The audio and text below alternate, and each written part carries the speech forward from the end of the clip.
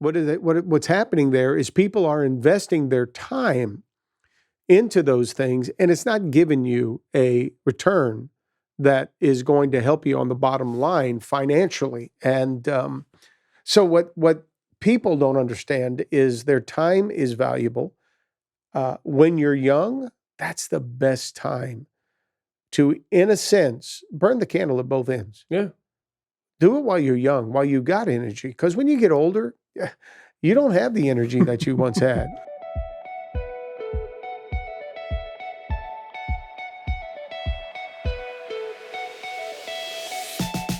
Hello and welcome to another episode of The Family Business with the Alessis. And today it is myself, Steve Alessi, and your favorite guest, Christopher Alessi, my one and only birth son. Good to have you on the podcast today. We are talking about things we don't usually talk about on Sunday. Sometimes we can't talk about them on Sunday.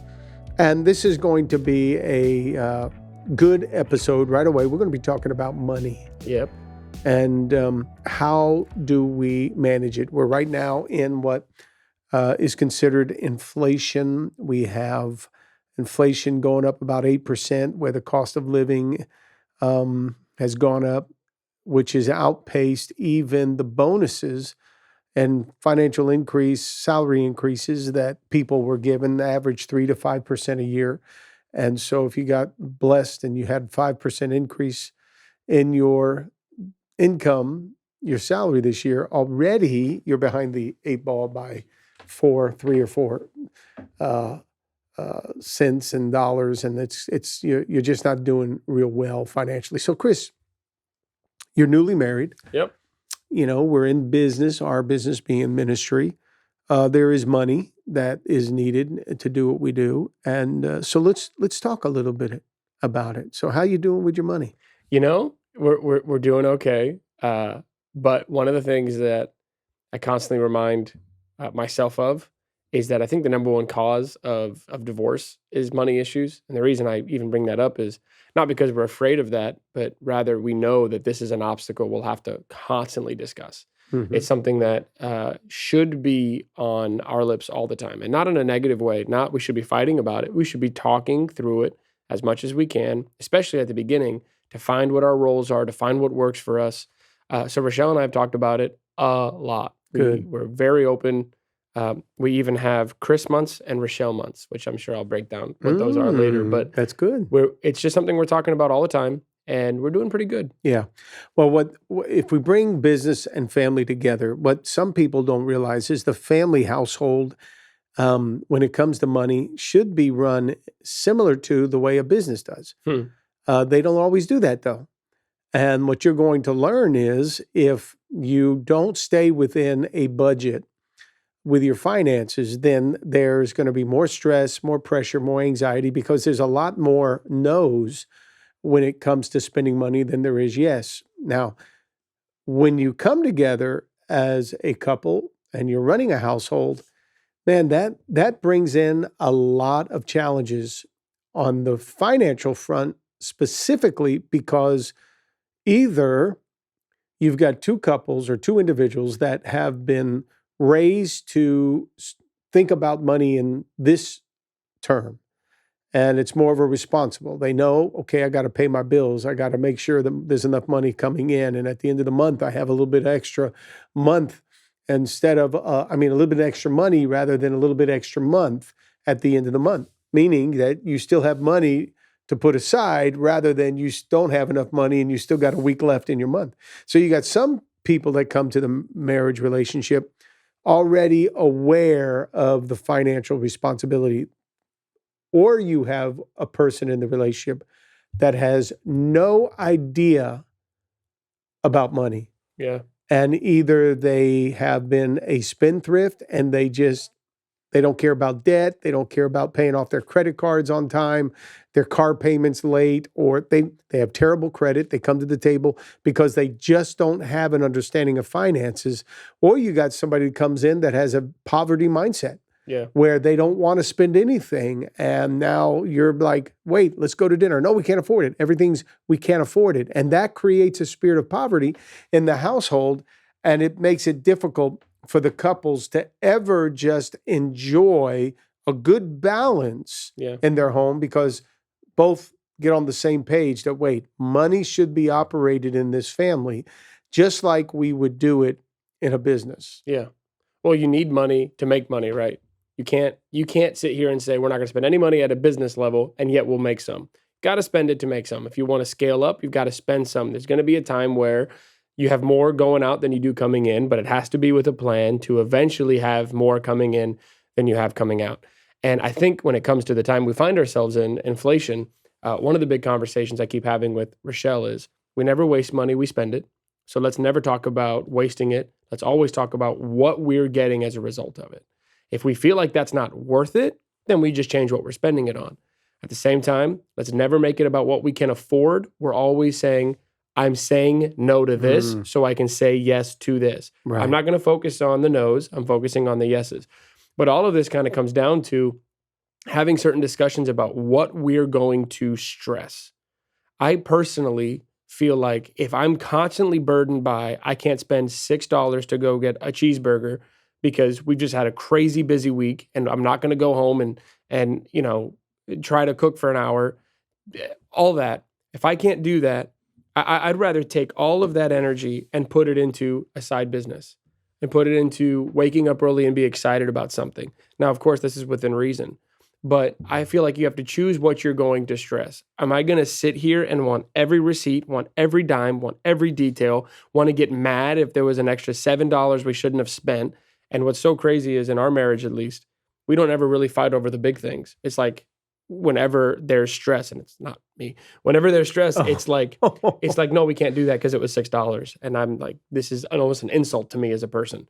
But to me, it's just making really specific what we will talk about. And it's never going to be, wasting or we can't or anything like that. We're going to stress the other side of it. We're going to stress, okay, how do we make more? How do we have an expansive life? A generous mindset. I don't want to sit here and if a waiter took care of us, I don't want to sit here and say, well, I can't tip them well because, I just don't have enough. No, I want to have an abundance mindset, but not to the point of irresponsibility. I want to have an abundance mindset because I want to be an abundant person. Mm-hmm. I want to live in abundance. And right. So I think for me personally, it's almost like you're cutting me and draining me if we're going to have all these fights about, stressing where every single dime goes. No, for me, it's no, let's stress how we can build great things and have more and, write books that bring in extra income for us. So this may be something that, on the next podcast I say was really stupid and I shouldn't have done that, but that's kind of where we're at now. Mm-hmm. So that kind of goes to Chris and Rochelle months.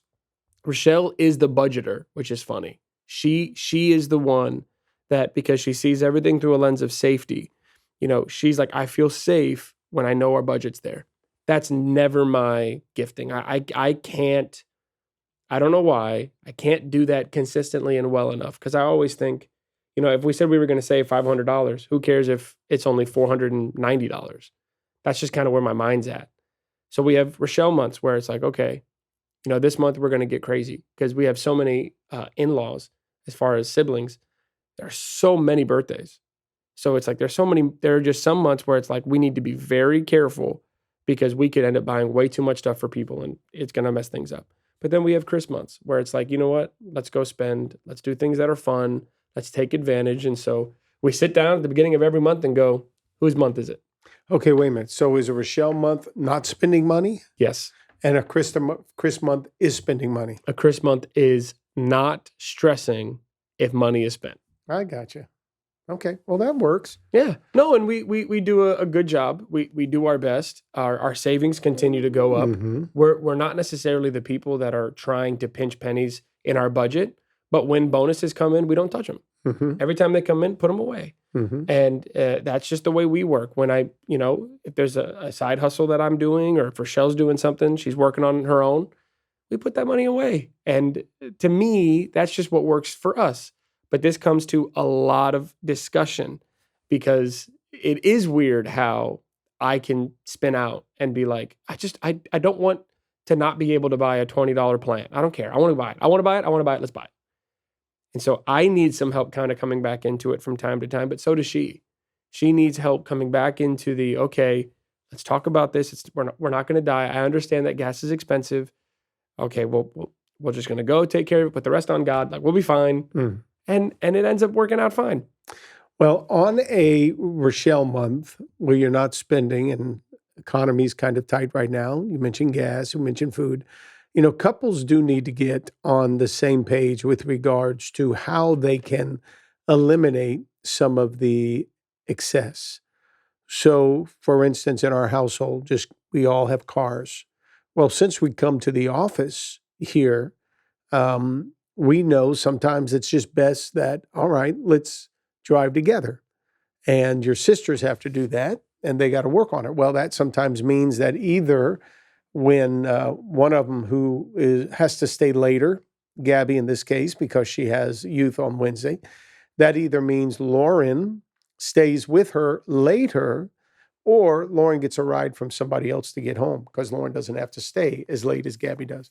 There's some give and takes that is good for couples and people to understand right now that, we can do something about this. We don't have to act as though it's uncontrollable and it's out of our power, or we should be getting nervous about being having a less quality of life. Our quality of life has to suffer while we go through this. No, if we can get ourselves on the same page and come to an agreement and say, hey, okay, let's not go out as much. Maybe we don't have to just drive down the street to go to the beach today. Maybe we just hang out in the backyard and just chill where we're not spending the extra money. Or maybe we do go to work together, or maybe we piggyback on our siblings. Come over, pick me up. Let's go hang out or something like that. We help each other, give and take. Because I'll tell you what, I don't see too many cars not being on the road. No, they're all there. They're all there. And there's still a lot of money being spent on gasoline, even though things are starting to balance out a little bit. But Chris, the point about all of this would be is sometimes we make money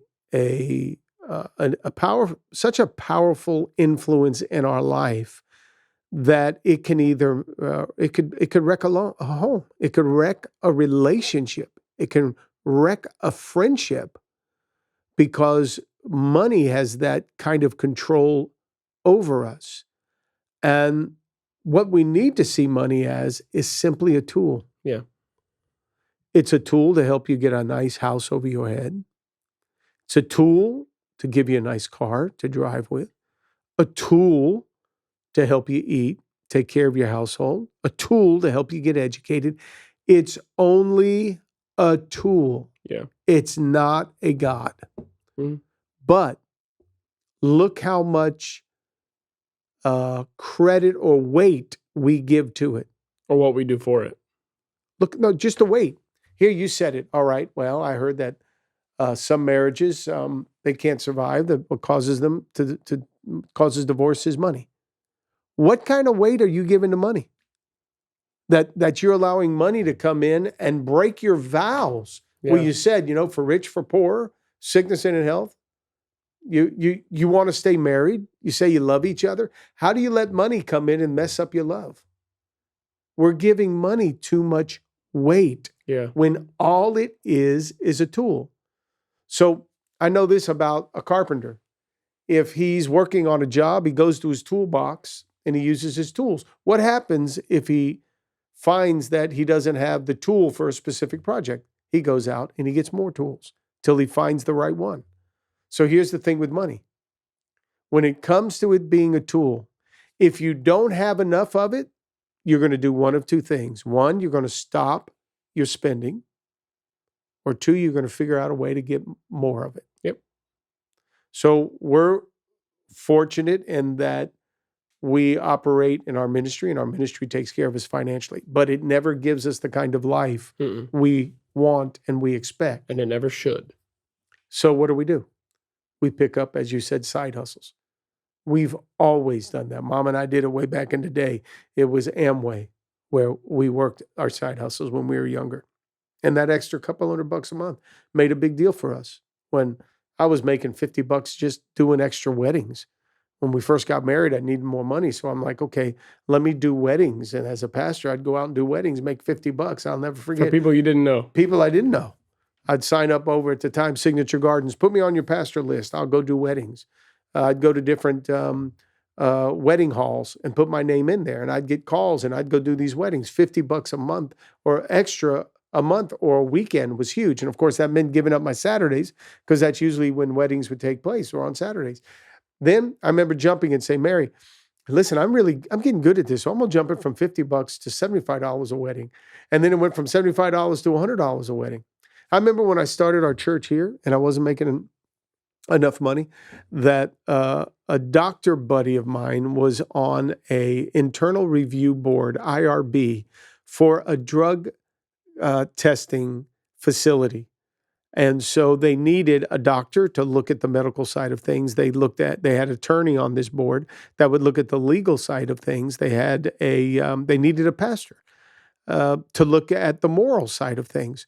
So I would go in, and for $50 per protocol, I would go in, have to read the protocol and determine what the effects of this drug testing would be on the fetus of the unborn, on the health of the individual. So from a moral standpoint, they'd be able to decide, all right, is this an ethical drug to test on humans? And so I would do that at $50 a protocol. And that meant driving from my house down south over to Jackson Hospital because the facility was right next to Jackson Hospital. Well, my goal was send me 3 or 4. And let me look at them before I got down there so I can at least leave with a couple $100 extra in my pocket. There was always something I knew I needed to do to help bring in extra money because the ministry, our business, wasn't going to be what put all the money in our pocket to help us live the dreams that we wanted to before us. And that's when it became a blessing for Mom when the music ministry took off. Yeah. I took out a line of credit on the home that we lived in, about $100,000, and I set it aside for Mom's first music project.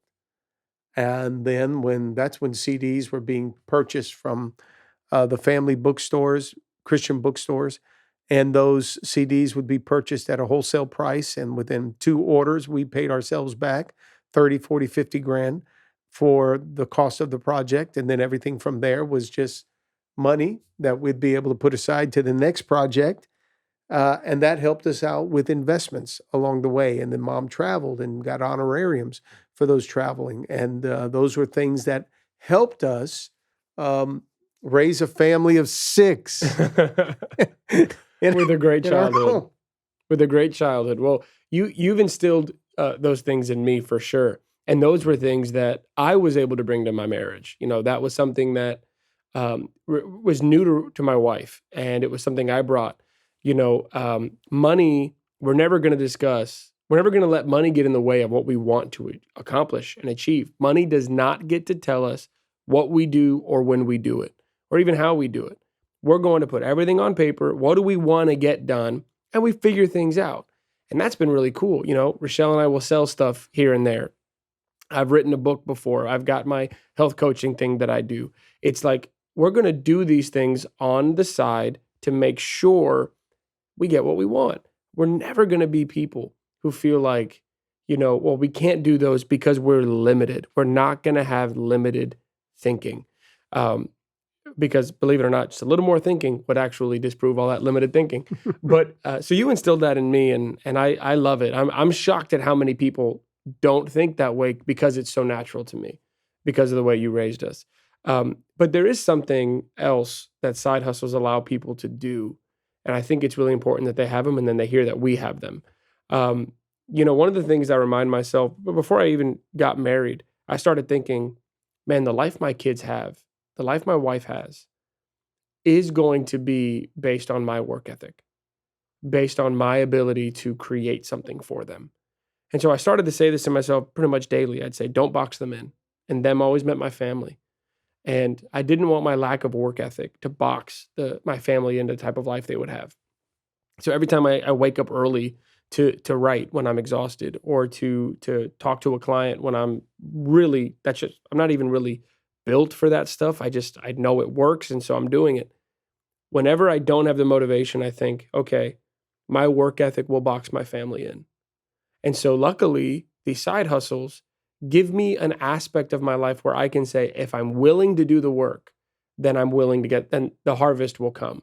And you really don't get that at a 9 to 5. You really don't get if I show up this week and give my all, who knows what I could make? No, you kind of show up and say, whether I give my all or not, this is how much I'm making. Side hustles allow for that balloon opportunity where, man, if I get in there and I do the work, who knows how much fruit this tree could have? Mm-hmm. And so I think that's the cool thing about side hustles too, because not only does it allow more to come in, but it allows more of you, because you are now in a space where you say, wow, I am the factor here. I am the thermostat. I get to decide how big this thing gets. And that's pretty cool. Yeah. Because you don't get that. Well, what you're doing is there's some people today that they spend their time, they invest their time in Netflix, and that doesn't give you a real good return. They invest their time in gaming, and that doesn't give you a good return. We heard some crazy statistics that by the time a kid turns 20, if he's a gamer, the amount of time he spent in the gaming room could have earned him 2 degrees at a local university. 2 bachelor's degrees. 2 bachelor's degrees. That's crazy. What's happening there is people are investing their time into those things, and it's not giving you a return that is going to help you on the bottom line financially. And so what people don't understand is their time is valuable.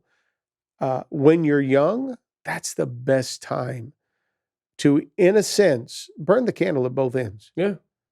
Do it while you're young, while you got energy. Because when you get older, you don't have the energy that you once had, and you have more responsibilities. Yeah. Then you have kids, and after you have kids, it's not 1 kid, it's 2 kids, and then you're going to rely on some of that extra money that's coming in. And mailbox money is great, meaning those side hustles where it's not just sales, something you get in where there's a continuous return. You're getting paid on work that not only you're doing, but some other people are doing in a multi-level fashion. That's great, because that's where mailbox money comes in. You're doing the work 1 time or 2 times, you're getting it built solidly, but then the residual of that helps you, even if you have to step away for a little bit. So our side hustles, Mom and I both, we have our own, as well as you. Mom has her oils. I had the health coaching, which you got involved in. So what that did was, during COVID, we walked away from it because everything shut down. But people still were ordering product. We couldn't work it. We weren't working it, but we were still getting a revenue stream off of it, because it was a side hustle where we did the work.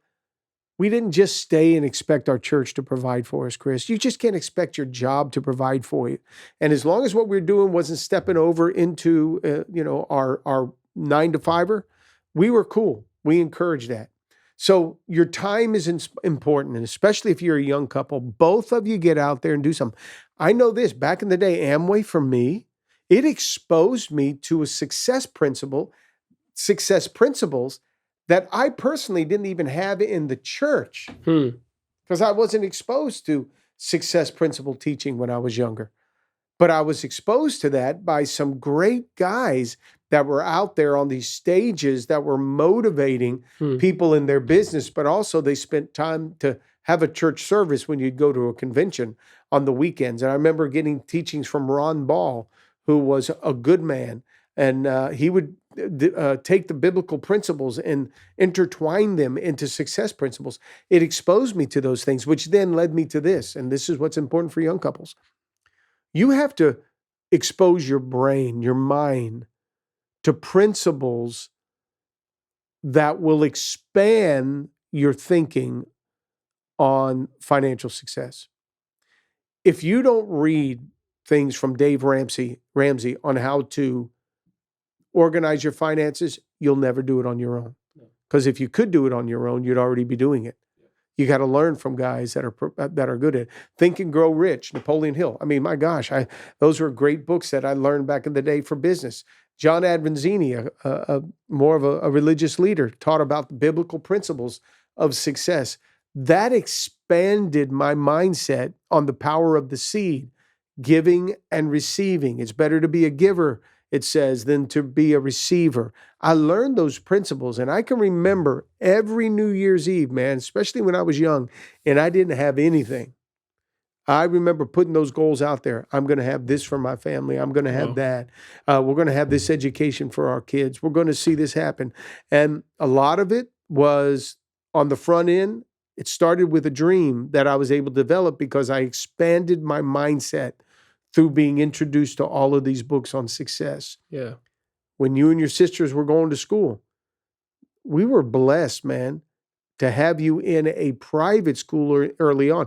We couldn't afford it, but we went down and we pleaded our case and they gave us a discount. And to us, it was like, that was a great investment. We need to figure out how to do it. So let me go out and not just depend on my church to help me pay for it. Let me also move out with these side hustles to help me pay for it. And we were able to have our things. But if you're not exposing yourself to those thoughts, then here's what's going to happen with a young couple.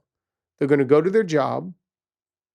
They're going to go home, and they're probably going to sit in front of the television, or they're going to go hang out with their friends.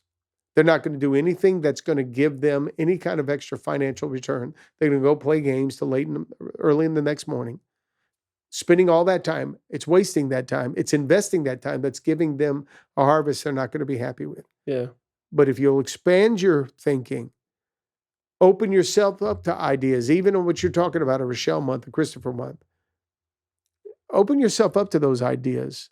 Talk to people that are financial managers. Talk to business owners. Find a mentor. Man, let these people pour into your life. And what you're going to find is, all right, I'm going to hustle while I'm young. Yeah. I'm going to burn that midnight oil while I can. And you're going to start seeing, wait, those things are producing results for me financially. Yeah. And it's going to help you have more and not be so controlled by it. You control what you can control, which is your work ethic. Yeah. And watch how your efforts are going to pay off for you. Well, I've heard it said that, a mind expanded never goes back to its original size. And that's a pretty cool thing to think that, I can get into a book and it's doing something permanently in me. I may not be catching everything, but permanently my brain is expanding. And I think that's the cool part about a side hustle is that it's kind of like they say that if you really want to become a really good person consistently to do all the things you should do, they say start with one. Start before you go to bed, flossing every night, because something about one good habit starts to make you want to do more good habits. So I find this in my own life. Eating clean was something that was really hard for me. Working out, I wasn't really into that stuff. All of a sudden I get into one good habit. And now, I'm eating salad and fruits and vegetables every single day, and I'm enjoying it because these habits build on each other. So the side hustle is kind of that one good habit to say, I can go the extra mile. I can do more than I think I can. It's kind of the flossing. Before you know it, you're doing so much more because you're learning more, and it's helping you be better in the 9 to 5. One of the principles John Maxwell shares time and time again is growth does not happen accidentally or by default.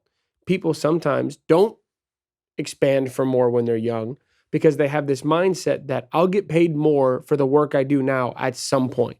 At some point, I'll get a promotion. At some point, they'll want to pay me more. And that's just not true. In fact, the story we see are people that they work in a place for 20, 25 years, and then they get dumped because you're not young anymore. And you don't have that energy that they expected from you when they paid you so little. So the truth is, they expect that this growth will be natural and by default, and it's just not. No. So you get into that space. It's like you dive in the pool there of let me get this thing going, and then before you know it, an extra $50 a month. You're like, that's kind of nice. I want more. Oh, okay. What do I need to do more? Well, let me lean into the people that are doing it. So now, just by stepping into the pool, you're leaning up against good people. That's what I love about our health coaching thing. There's just great people in there, and I get to catch a lot from them. And so now you're thinking, man, I don't want $100. That guy told me he makes 1,000. I think I can do that too. And you start to institute these principles into your life and these habits that start to bleed into the rest of what Yeah. you do. Oh, so true, bro. So it never goes back to its original size. And that's what I've seen. Mm-hmm. Doing the side business never took away from the church. No. It made me a better leader for the organization. Mm-hmm. Because now I'm like, I have to operate all of this work in a short period of time. Mm-hmm. Look at how much I'm capable of doing. Yeah. And that's I'm trying to do for my living room. Here I have an office space. I have time allotted for it. I have a team. This is so cool. I can do even more here. Yeah. I wish couples would see that. Getting a couple $100 more a month. I don't know. It's everything from, being a photographer. If you're good at it, go ahead and do some side things with your photography. Who knows what you can do? There's so many opportunities out there that will stay within something that you enjoy doing. If you'll do that, a couple $100 a month extra, Chris, that's a car payment for some people. It's amazing. If we just look at it in terms of, let me do this work so I can afford a better life for my family and so on. I had a brother-in-law one time. Thankfully, he's no longer in the family.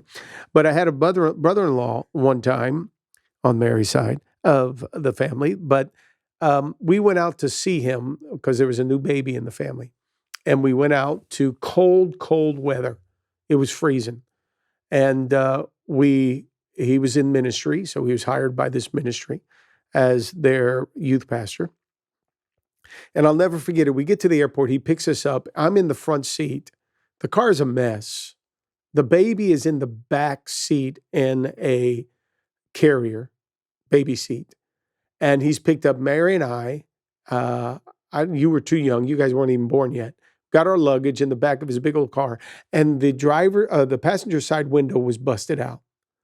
And all he had on it was plastic. It's like in the 20s, and we're driving down the highway With a baby. In the car.